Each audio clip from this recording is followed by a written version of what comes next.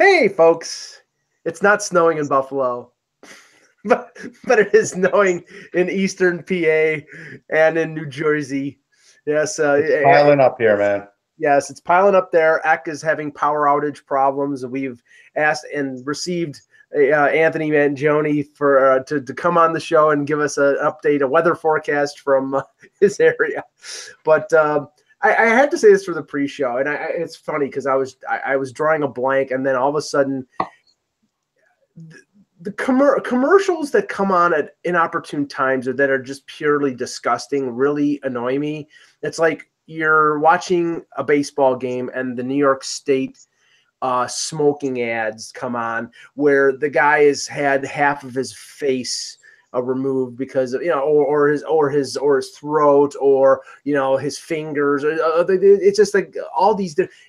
I understand you're trying to send a message. That smoking is not good. I get that, but like when somebody's eating, they really don't want to see that, and then it's like preparation H commercials during dinner time. It's annoying. Listen, I find Papa John's commercials disgusting. I mean, it depends what your version of disgusting is. Well, right. If you're a vegetarian, you don't exactly like to see Wendy's commercials with the big juice. I just think if you're a human, but whatever, But no, on the station that I was watching, they had this thing called the Navage, which is I know what it is. Yes, it's like an electric neti pot that pumps water into your sinus passages and then pushes it out, and essentially you have this receptacle of all the snot, and it's the most disgusting thing. And they actually show the person. It's some woman with these two nozzles sticking up their nose. It's gross. I've seen it, and I will give you the exact description of what I think of. It's an enema for your nose, or a snot vacuum. Exactly. It's absolutely gross. It's like I get how some people back in the day were upset with like the Viagra and Cialis commercials during football, but now I think everybody's become desensitized about that and nobody really cares. I can't conceive of anybody ever being desensitized about the Navage. It's just gross. So anyway, okay, we'll talk hockey. I do laugh at I'm an infomercial connoisseur, and every once in a while in my house, if we find one that's bad enough, we'll watch it for a while because we just laugh at it.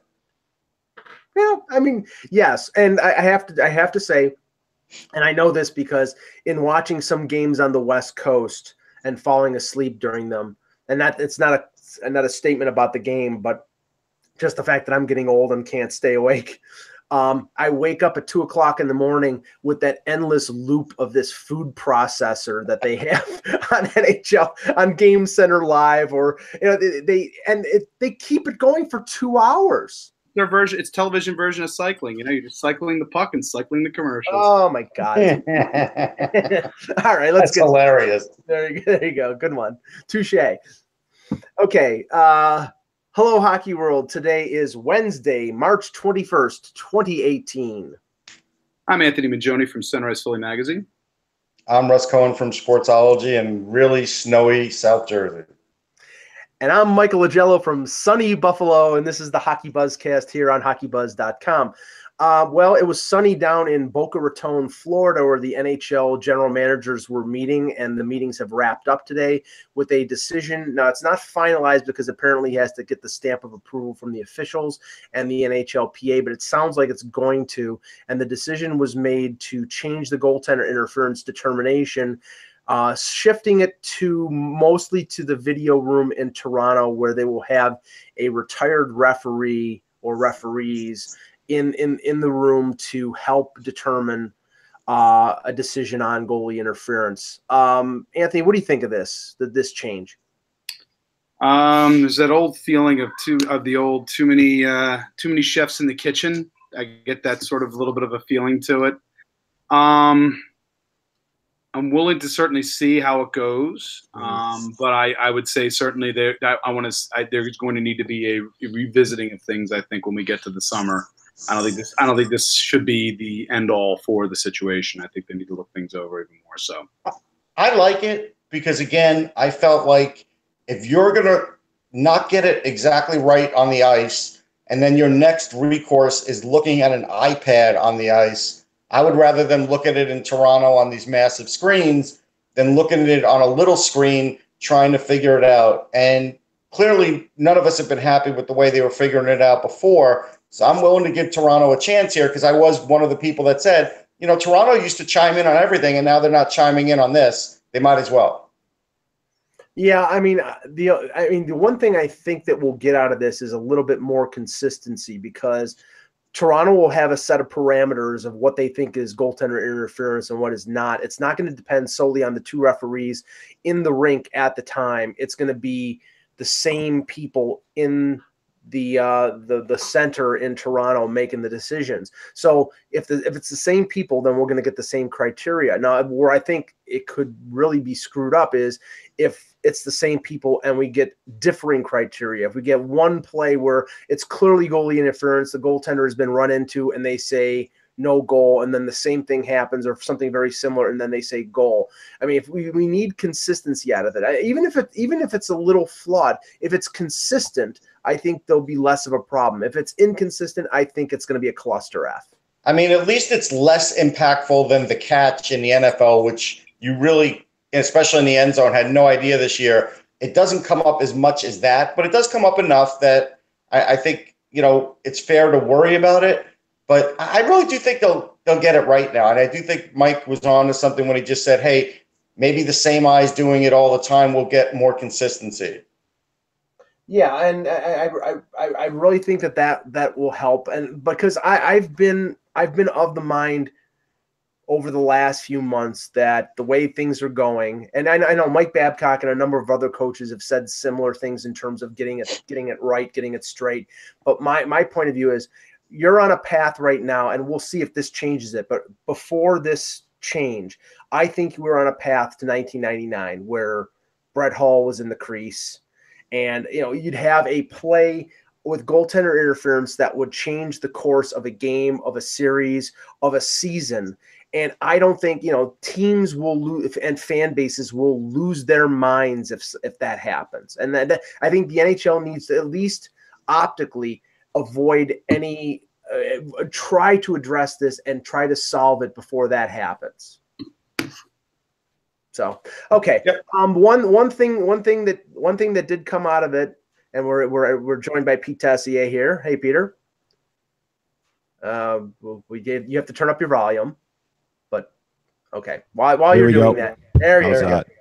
Now, Peter, we were just talking about goalie interference, and the changes that are being made. And one thing that it's being hinted at in terms of a further change after the season is they may do the same thing for goaltender interference that they did for offsides, which is if you're allowed to review, you're allowed to request a review. But if you request and it's not determined that it's goalie interference, they're going to give you a penalty. And that's a double whammy for some teams, though. It's like, okay, here's a disputed goal. You're saying, okay, I think it's goalie interference. And here, if you're wrong or if they think you're wrong, then let's throw a power play on top of it. That's a potential two-goal swing if you get the call wrong. What do you think? Well, I think rather than deal with the actual problems that everyone knows exists with the situation, they're just trying to eliminate people causing problems within the situation by putting in a potential penalty for being wrong about it. And the issue isn't whether you're right or wrong, it's that no one knows what goalie interference is. So figure that out first and then add the penalty in, but at least make everyone know what it is first so they know if it's worth taking the risk. Right now, they're just trying to say, well, we're not going to tell you what it is, so you take the risk. Good luck. It's kind of backwards thinking. Yeah. I still like the idea that I came up with the other day, and Peter, I don't know if you were on the show or not, but basically give a penalty if either the opposing team pushes someone in the net or your own teammate pushes your own player into your own goalie. I don't care.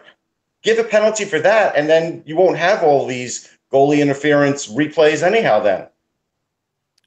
Yeah, I mean, that's it. Maybe it has to be a very black and white world in what things are. And if you nudge a guy and he nudge, I mean, and he nudges the goalie, it's a penalty. You take the risk if you're the defender. You take the risk if you're the offense. But as Colin Campbell said yesterday at the GM meetings, he believes goaltenders are embellishing it all. So you've got that variable in there too. I think Colin's stuck in the old days, though. Like, I think that's where that's old school thinking. I really haven't seen much embellishment out of goalies, to be honest. I don't think it's been a lot. I think they do it. They're just better at doing it and hiding it because they're sort of masked in gear. They're sprawled out. They naturally flop around anyways. I think they're better at hiding goals that are over the goal line, but that's another day's discussion. I just think the NHL and given by what came out of the GM meetings, in that there isn't consensus by the GMs and the league reps who are there on how they want to deal with it, they're dealing with it by the only way they can. They know there's a problem, but if we can't get consensus out of 31 teams, then we're going to have to find a way to deal with it. And that hence the penalty. I think that's their option of how they're looking at it, because they're not going to please everyone by doing any action with it. So that's their only action. Okay. Let's talk about some of the games last night, and Peter, overshadowing what was going on. What the final score of the game was, which was 2-1 Winnipeg in overtime over the LA Kings, was what happened in the first period when Patrick Laine took a shot off of, I think it was his right leg.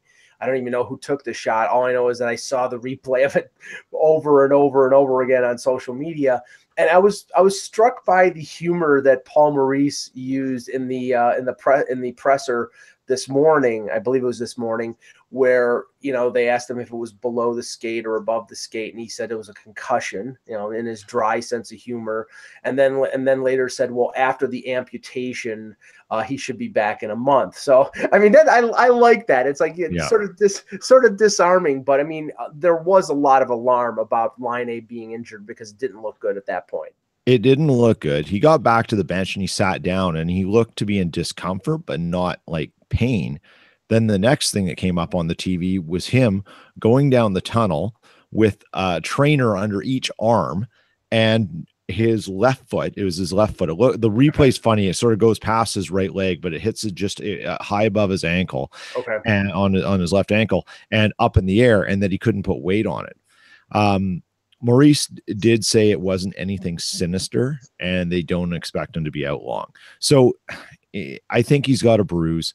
The pads on the shin pads wrap around really well, and they're not like something from 1983 where it's literally just a piece of plastic in front. There's a lot of padding on the sides of these things now. And I think it's just sore, and he's got a stinger, and it's probably on the bone a little bit. And bone bruises hurt, man. I've gotten them. They could be really painful. Yeah, and I don't think it's anything bad. And if it was, Paul Maurice would have said no comment. He wouldn't have been joking about it. Right. The province of Manitoba was going towards global warming with the collective sigh of relief. Oh yeah, that they let out because I think obviously I think the loss of Laine would have been a big one for their playoff. Are you sure, Mike? Well, please. It would have dashed the playoff hopes. I mean, he's a very key player for them. I mean, you saw what the Jets' power play after he went down was. I mean, they absolutely controlled the play against LA last night, and they had 4 power plays, went 0 for 4 with no. Laine was on for 1 of them, and I mean, there's nothing there. It was just. I mean, he is the big cannon. He's like Ovechkin, and it matters. And when he's not there, it's a huge hole. Now, Anthony, I'm sure you watched some of or all of the Red Wings Flyers game last night. It was another game. You could tell it was an important game. Mrazek going back against the team that traded him. I don't know if he has any personal animosity towards the Red Wings. I don't know. I think they gave him plenty of shots to steal the job there, and he never was able to. But he gets pulled in that game. Didn't play particularly well. I saw one series of plays where he was, he made couple 3 saves and the defense in front of him was not helping him out. But they did come back and tie the game and lose 5-4 in a shootout. But they get a point there, and down 4-1, getting a point is important. Yeah, I mean, down 3-1. They tied. Detroit gets one back. Philly gets one with Konechny with about 2 minutes left to cut it to 4-4, and then they get to OT in the shootout. That being said, for Philadelphia, this was almost almost the same script as the Carolina game over the weekend, where they played down to their opponent in this circumstance and kicked it into gear in the third period. And Sean Couturier basically said it after the game that they came into this game thinking it was going to be, this was going to be a relatively easy game. And they have to, and this is part and parcel with who they are as a team, that they are inconsistent. They can play extremely well, and they can play very sloppy and down to their opponent. And that's what we saw last night. Now, Mrazek, I would say certainly 2 of those 3 goals it would hang on him, especially the second one. The second one absolutely was on him. The third one just looked like Keystone Cops on defense there, and he was left out to dry. Now, he went to the bench, said something. We all thought potentially he was yelling at the coaching staff, but he said afterwards that he had barely said it to the coaching staff. He said, was there goalie interference on that play? Go figure. There goes that conversation again. And then went up the tunnel. And they made it sound like he was storming up the tunnel. And I'm watching his body language. I'm like, he walked up the tunnel. That was it. He was just getting his equipment off and everything. I'm sure he wasn't happy about, He wasn't happy. He wasn't happy. It would be. I mean, this was the revenge game for him. And getting pulled out, he wasn't happy. But again, but that's, if you look at his numbers beyond the couple really stellar starts, I think Charlie O'Connor from The Athletic said his save percentage is like 0.865 in the majority of his starts, and that's just not going to get it done at this point now. They need more out of him. I don't want to say this. He played, I thought, against Washington. He played particularly well, but he's good for at least one game where you're left scratching your head. That third goal that Carlson scored from a backhand, bad angle, that goal should not go in. I'm sorry. If you're, and they were fortunate enough that they were ahead in that game, that it didn't damage them, but that's been Mrazek for you. I mean, at this point, fans are looking for Brian Elliott. I'm going to log out. Yeah. All right, log out and log back in. At this point now, they are very much sort of trying to maintain pace.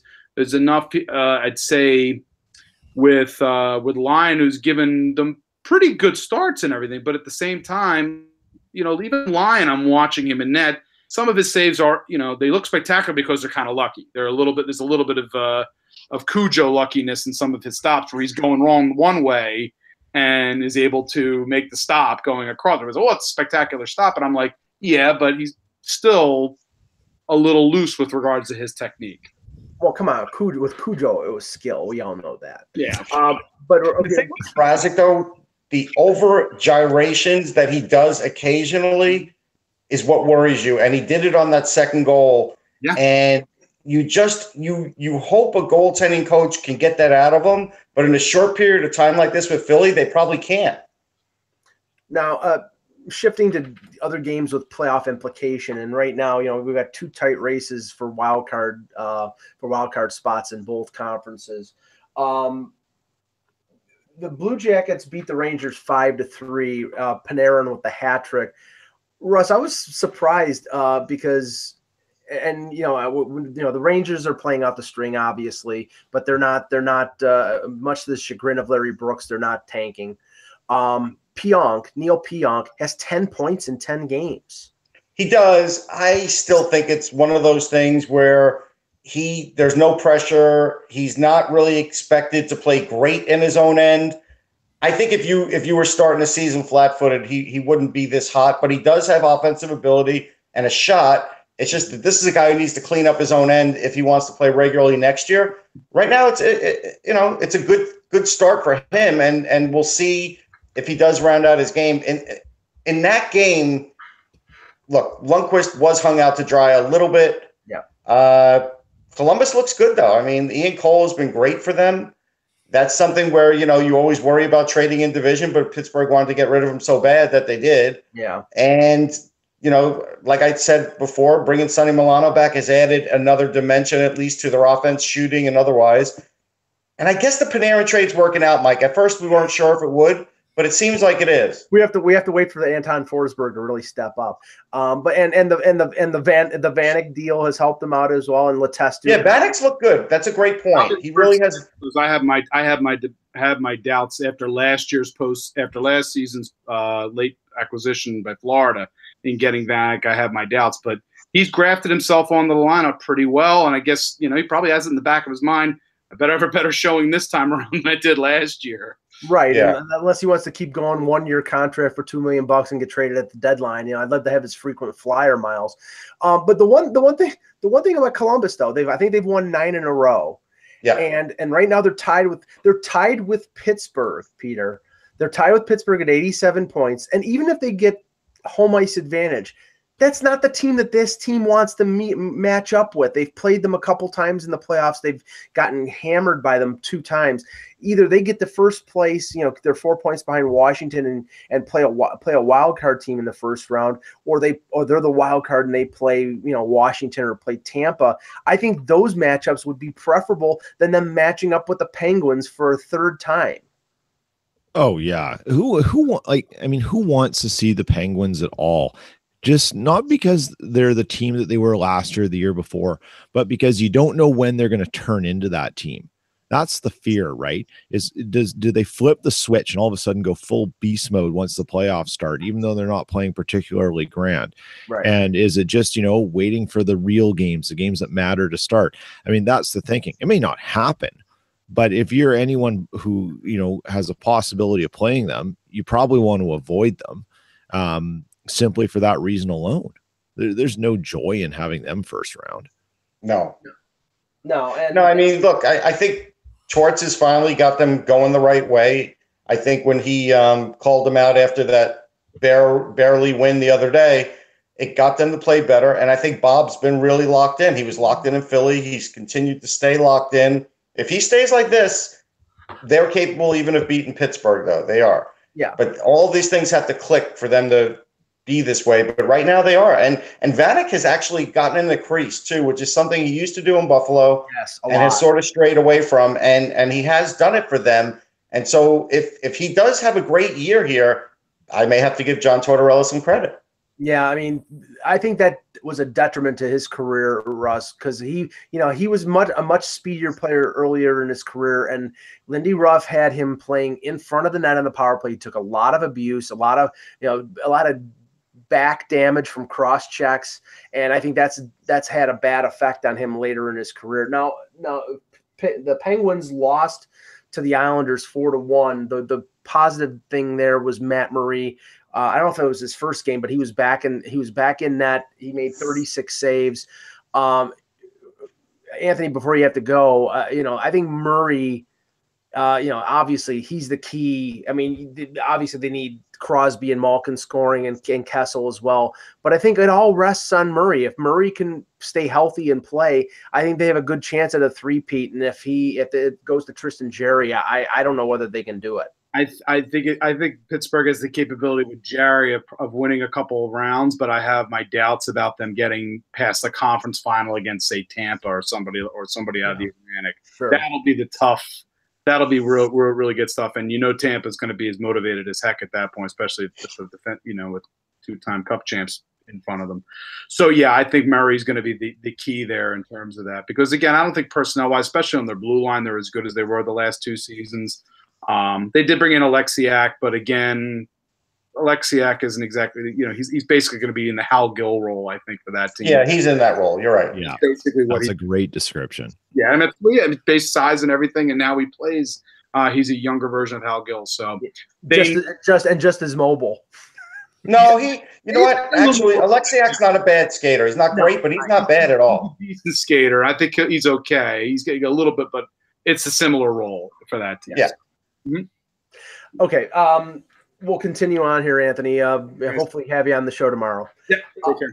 Now, all right. See ya. See you, Anthony. Take care. The other game, the Dallas Stars, I mean, right now are in a little bit of trouble.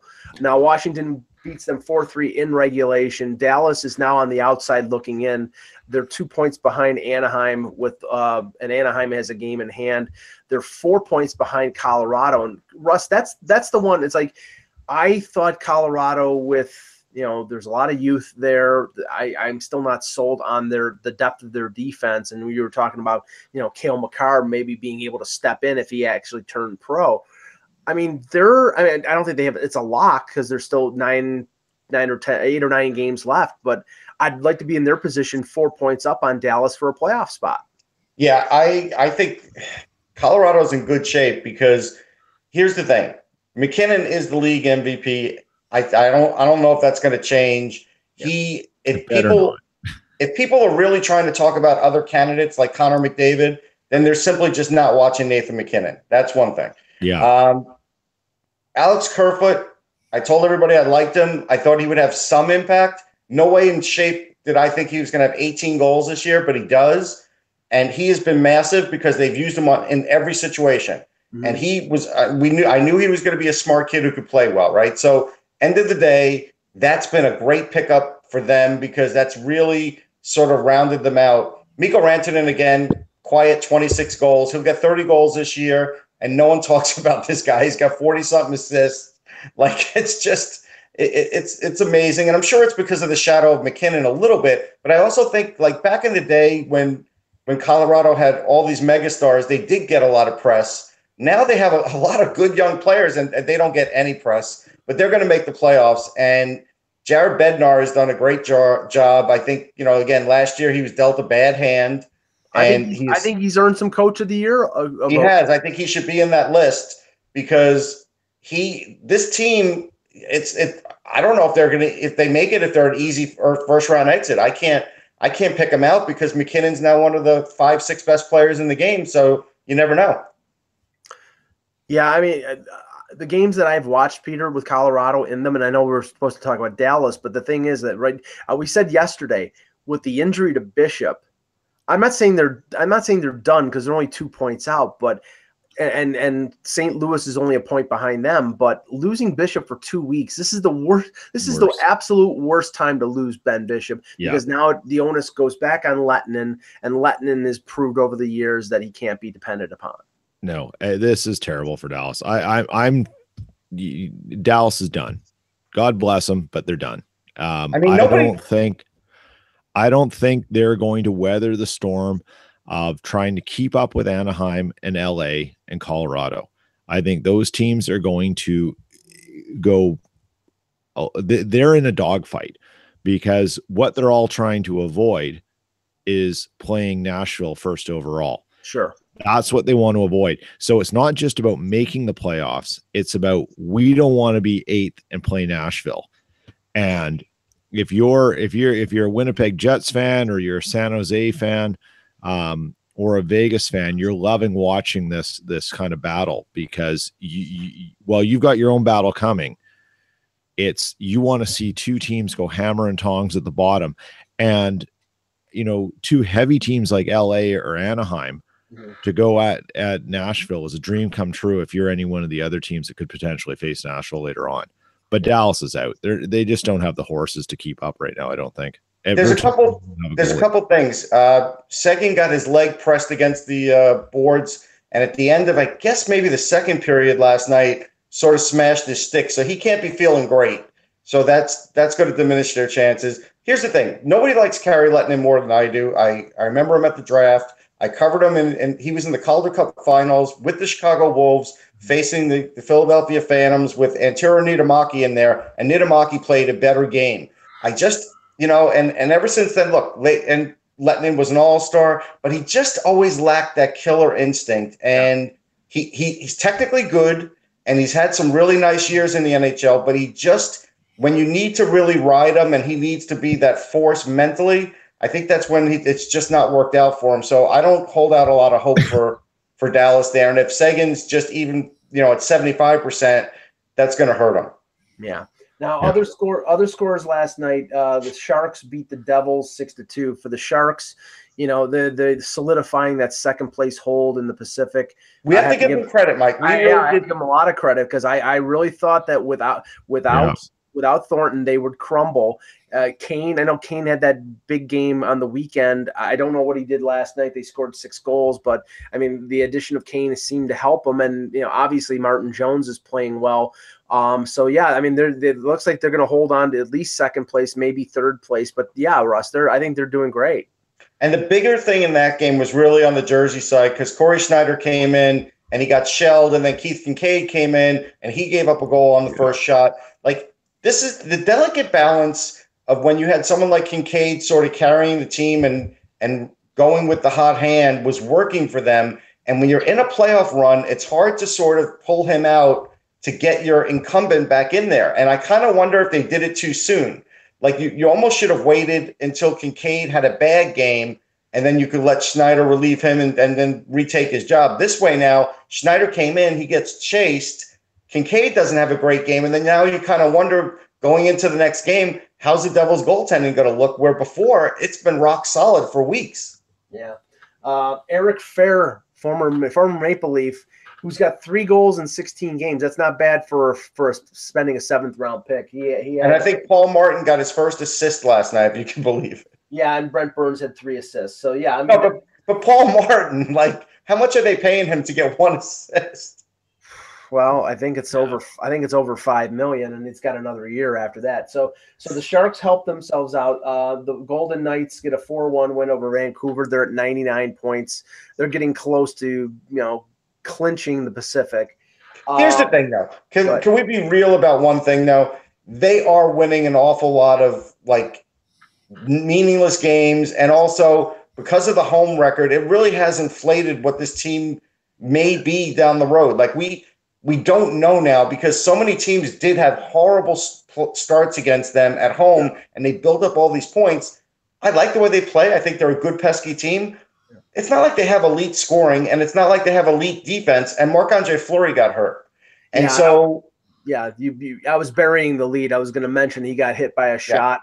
Now, we don't know. We haven't heard anything yet in terms of what the prognosis is. He's been concussed at least twice, and once that was Matt Murray that had the one that in practice, but similar to Matt Murray, he takes a shot off the mask and he gets concussed. If he's out, I'm not saying that Malcolm Subban can't play well, because he's played well, but they've been going with Fleury, and there's a reason, because he's a tested veteran. That would put a definite damper on the Vegas chances to. So they may clinch their division, but other things may prevent them from having a good first round. Yeah, I mean, Peter, I would be excited. I know that it was based on yesterday's standings, and things may have switched, but Vegas would play Colorado in the first round.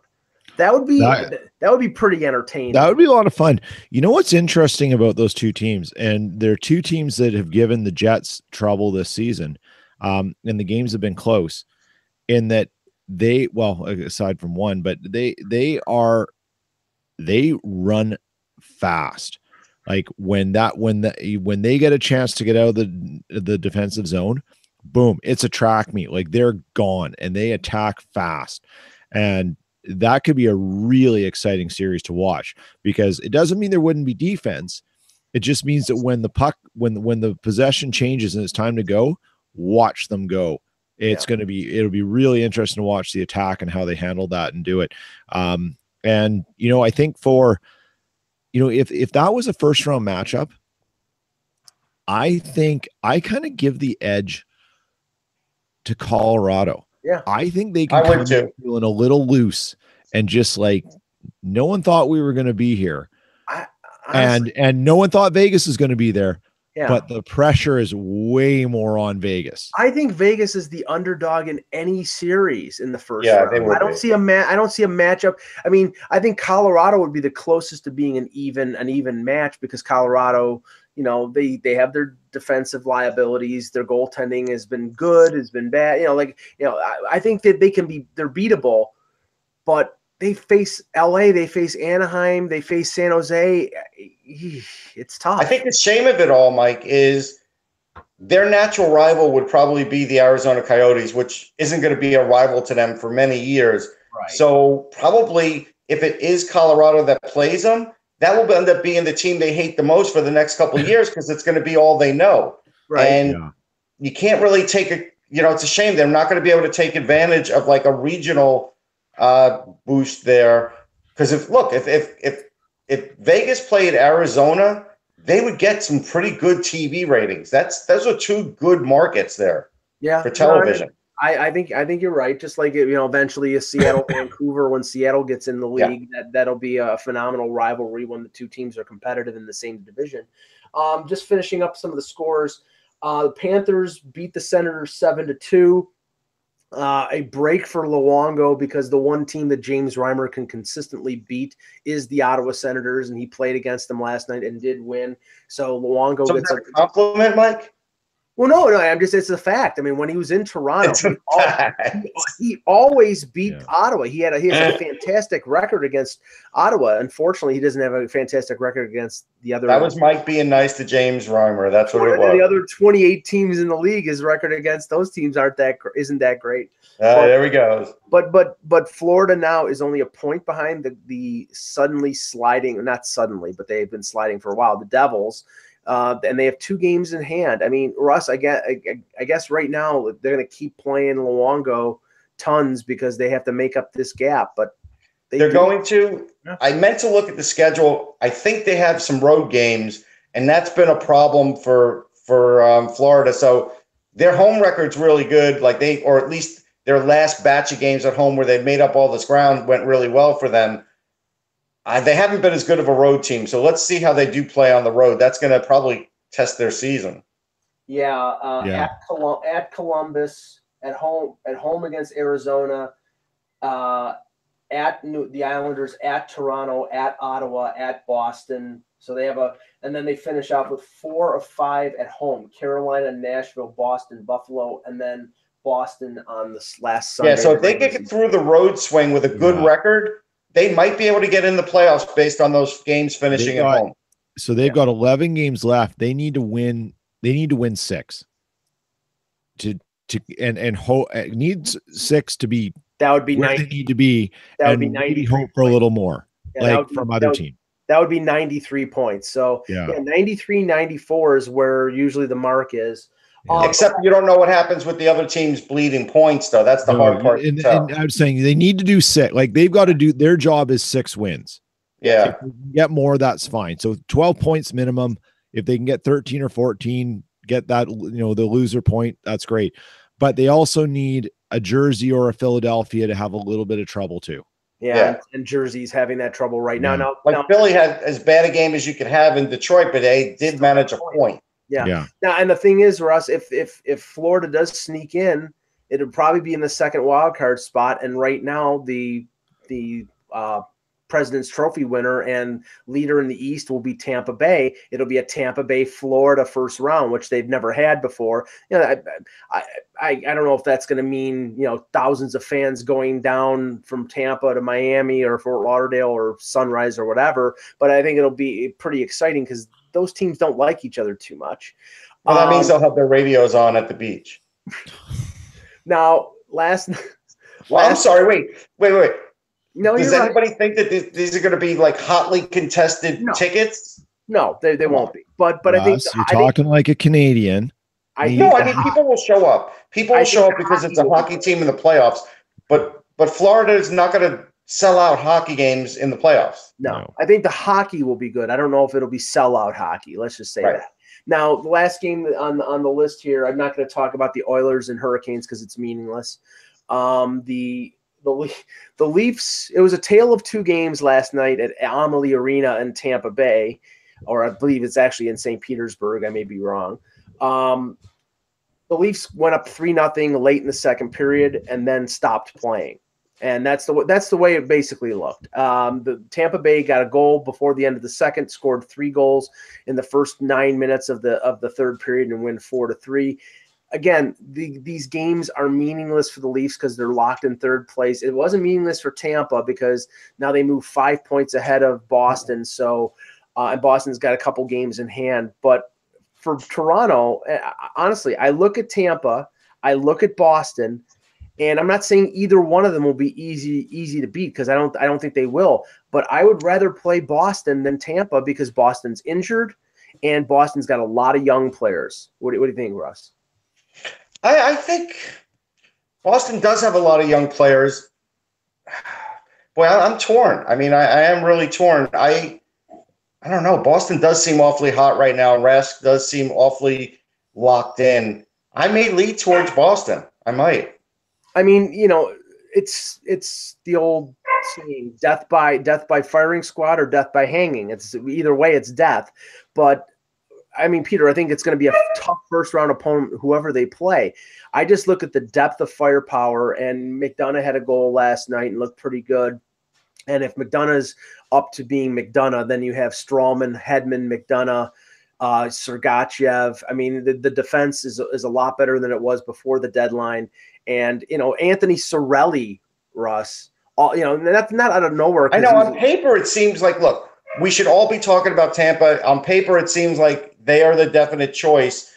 But I don't know, like there's something about this Boston team that even is turning me around lately with all these injuries and infusing the youth to sort of get through the season. And some of them will play in the regular season, or in the playoffs rather. I don't know. They're sort of making it happen. Yeah, I mean, Peter, I'm not saying Boston's going to be a cakewalk, because they're not going to be, because it's Bergeron and Krejci and Marchand and Chara, and you've got all these young, impressive guys like McAvoy. It's not Rick Nash is there, and Rask has got a lot of experience. So I think they're going to be tough too. But if I'm Toronto and I can choose one of the two, I think I would choose Boston. I don't know. I don't know if they should choose any of them. Peter, what do you think? This is just one of those really unfortunate things where if I was a Leafs fan, I'd just be ticked, right? Yeah. I'd just be mad but it happens, and it's happened before. But I think what's going to really rub Leafs fans the wrong way is that they'll come back to this playoff format, right? Yep. That's what's bugging them the most. And in some ways, they may not, Peter.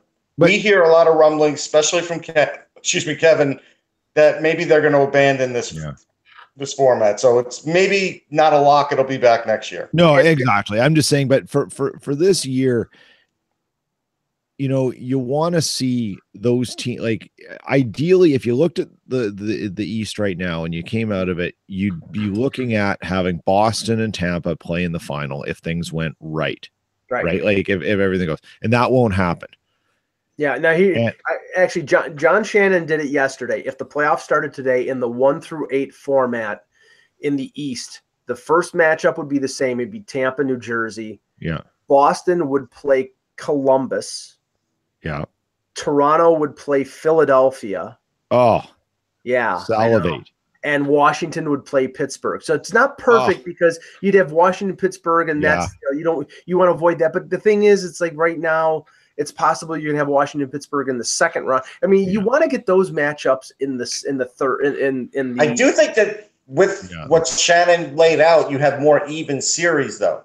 Yes. Yeah. Yeah. Look, it's never going to be 100% perfect. I'm just not a big fan of this way. But I mean, back to your question, Mike, if it's going to be a choice between Tampa or Boston, I'm probably choosing Tampa if I'm the Leafs, simply because it was 4-1. And it doesn't even matter if there's not a stitch of people from that team on the Leafs, not one player left. It doesn't matter. Right. That whole stigma. You think the ghost of 2013 is going to rise? Exactly. I think the motive. See, that I actually think that will provide motivation to slay the ghost. I think there are only a few players that were on that team that are still there: Van Riemsdyk, Bozak, Kadri, I think Gardner, and I think that's about it. And there's maybe 4 or 5 players. Maybe have Ty Domi drop the opening puck, and that'll help. I don't know how. Only if he gets into a fight with Rene Rencourt in the penalty box or something like that. Yeah. He'll start pumping, and Ty will start pumping. Okay, so a few notes here. A lot of signings and little trades here. Russ, the move that we had heard was going to happen has happened. Eli Tolvanen has signed his ELC with the Predators. Now, ironically, Jokerit has not been eliminated yet, but they're down 3-1 in their series in the KHL playoffs. So they're probably expecting to lose. And it sounds like Tolvanen, he's got all of his immigration things in order. So as soon as they lose, he's heading to Tennessee. Good for them. I mean, that's a big cog to add. The same way, you added a nice shot in Ryan Donato, you could add a nice shot in Eeli Tolvanen, and probably even a better shot. So that's going to help them. Now, Peter, just what you want to hear is Nashville getting stronger. Yeah. Yeah. So, yeah. No one wants to hear that. So hopefully they play Anaheim and Corey Perry does Corey Perry things. A couple now, Russ, I was struck by this trade. I don't know much about Cooper Merity. I'm you probably know a lot more about him than I do, but the Flyers traded his rights to Edmonton for a 3rd round pick in the 2019 draft. What can you tell me about him? Well, he's a playmaker first and foremost. He is a very smart kid with a lot of vision. Very well coached, very coachable. I think his dad was a coach. Mm-hmm. I watched him in the USHL. He was a teammate of Kiefer Bellows. All those things bode really well. And I was surprised to see this. But then again, he's 3 years in Michigan. He's playing with Quinn Hughes this year. He well more than a point a game. He can call his own shots. And if he felt like Philly wasn't going to give him much of a chance based on who they have in their lineup, then that's a situation where you have to look at it and say, all right, you know what? Philly's going to have to trade him. To get a 3rd rounder is good, but Edmonton got something good here. Just, like similar to Drake Caggiula, although I think that Marity has better vision and actually way better passer. I think he will add something to Edmonton, and I think people are sort of undervaluing. There's always this thing where if a team loses a college player, you always hear I guess the team didn't want him. Well, that's not the case all the time because the power is with the player, especially when he's not signed. So Ron Hextall is the kind of GM that doesn't like players to sort of call their own shots or be able to call their own shots. He can. There's probably not enough playing time for them in their organization. Edmonton does need offense. They'll add it. You'll hear stuff, well, he's probably not good enough skater. You know what? I think he is a good enough skater. I think the issue is, we've heard this before, like, hey, this guy's not a good enough skater. You know what? If you play with the right players, you could still set them up and get them in scoring position and really become a little bit of a factor. I think he'll be a 3rd liner, and I think he'll have a decent career. Some people are going to say, well, he's a career AHLer, and you know what? Not buying it. Sorry. Yeah, and along the lines of teams wanting to get their college guys locked up before they have a chance to test free agency. I think it's August 15th that they turn pro. One of the names that we mentioned on a previous show was Christian Laine, who was a defenseman who was leading North Dakota in scoring. He actually signed an entry-level deal with the Ottawa Senators, who drafted him, so they were able to retain him, probably because he sees opportunity there with potential of Erik Karlsson. And I just had to stop and say, condolences go out to Erik Karlsson and his wife and his family for the events of yesterday. Absolutely. I didn't want to dwell on it, but it was a really, somber note, and we were talking about No, and we didn't know, like on the show, we had no idea why he was out of the lineup. No idea. But in terms of opportunity in Ottawa, CC is a restricted free agent. They've got some young guys like Shabbat, but CC might get traded in the offseason. Karlsson may get traded in the offseason, so Wolanin probably sees opportunity there. And I don't know anything about this, but on the heels of Boston signing Ryan Donato, they signed a 6'7" defenseman from Harvard named Wiley Sherman. I have not. I've seen him play. I haven't thought a lot about him, so we'll see. I think that's like a project. Like, hey, let's sign him. There's something there. Look, I think at the end of the day, you're going to see Ted Donato leave Harvard, not Hartford. Leave Harvard and become something in the Boston Bruins system. And I think that's a way of sort of setting it up. Yeah, and as you said yesterday, Lucia is leaving Minnesota, and now Lindgren is leaving Minnesota, and now there's talk about maybe Casey Middlestat leaving Minnesota, although he hasn't made any kind of announcement, but that could happen during. I think that's all going to happen. I think once Lucia decided he was going, those players were going to go. That's why I talked about Lindgren yesterday. There is going to be another there's going to be some other players breaking into the NHL, but you probably know that, right? Yeah. No, I mean tomorrow. No, I don't. Okay. So it looks like for that Flyers Ranger game that the chat room was right, and Lias Anderson and Philip Cheadle are supposed to play. Okay. And so that's a hell of a way to break in if you're a Ranger rookie against the Flyers. But you know what?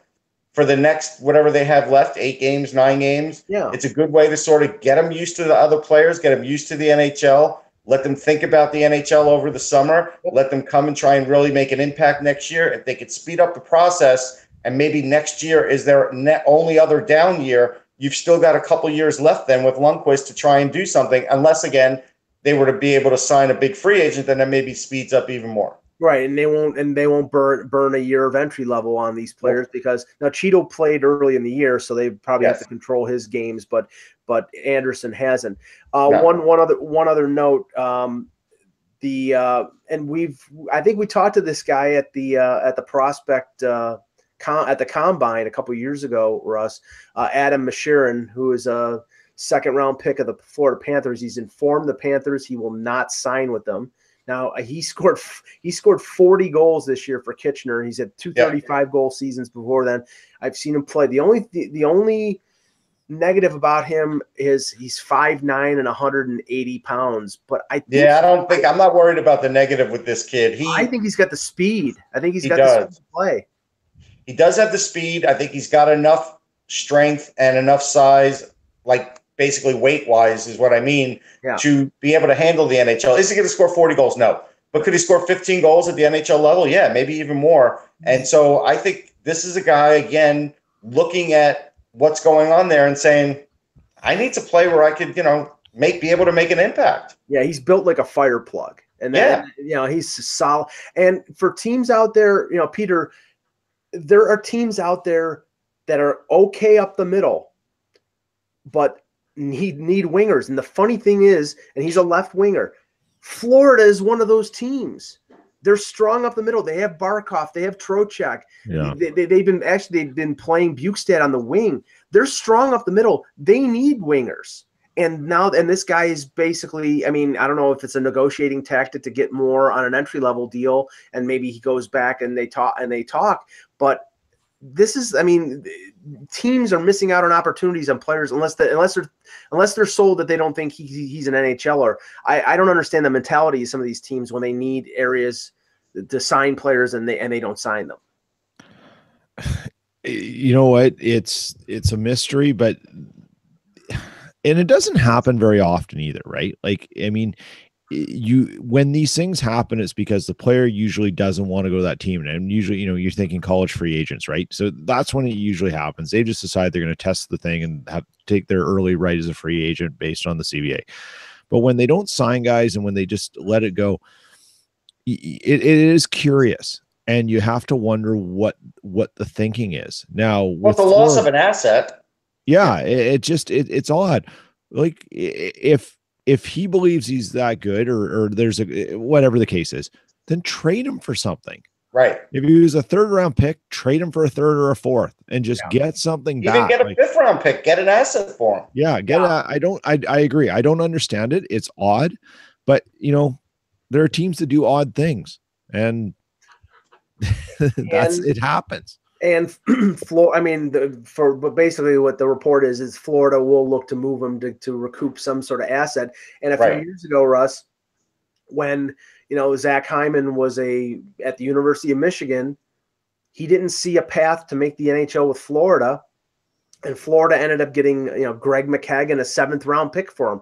I would do that. That was a beneficial deal for Toronto because Toronto signed him, and he's on the left wing of Austin Matthews right now, and he's been pretty effective with them. So that turned out to be a good deal. It wasn't a great deal for Florida, but at least they got a draft pick and another player for a guy they weren't going to get anything for because he was going to go someplace else. This is a beneficial pick for somebody. Like when they make this trade, it's going to be beneficial to some other team. The interesting thing is this again could be fallout of what happened to Florida a couple of years ago, and you have a prospect now that sort of is not been ignored, but thinking to himself, where do I fit in this franchise? Yeah. And so now he's making it known so this way he can get traded. Because he obviously, He's not a college free agent, so he can't just leave. Right. So they're going to have to do something about it. But yeah, they're going to have to take like a 5th, a 6th, or a 7th round pick. Well, just to get something for him. He goes back in the draft if they don't trade him, right? He's 19. Yeah, so but you get a compensatory pick. You do get a compensatory pick. I was going to talk about that a minute ago. Yeah. So you would get something if he goes back in the draft. Right, but so if they trade him, the other team is better off trading him. Yeah, better off trading him. The compensatory pick it's the round. What is it? The round you're picked in? I don't think it's the round you're picked in. I want to say it's a little worse than that. I think it's the next round. I think they would get the next round. I think it's the next round. So if you're a second, you get a third. Right. That might be better than what you get by trading him. Well, if you can get a warm body, it might be better. Yeah. Well, exactly. It all depends on needs. I mean, a lot of times, if you can just get the right guy who may be a career minor leaguer, but he can still play in your AHL team and be there, is just as valuable to the team, anyways. It is. All right, guys, great show. We will be back tomorrow with another edition of the Hockey Buzzcast. For Peter Tessier, for the departed Anthony Mangione, for Russ Cohen, I'm Michael. He's not dead. He just left the show. He just left. Yes, not the dearly departed, the departed. Yeah. Just want to make sure people know that. I'm Michael Agello. Thanks for watching, and remember, without the buzz, it's just hockey.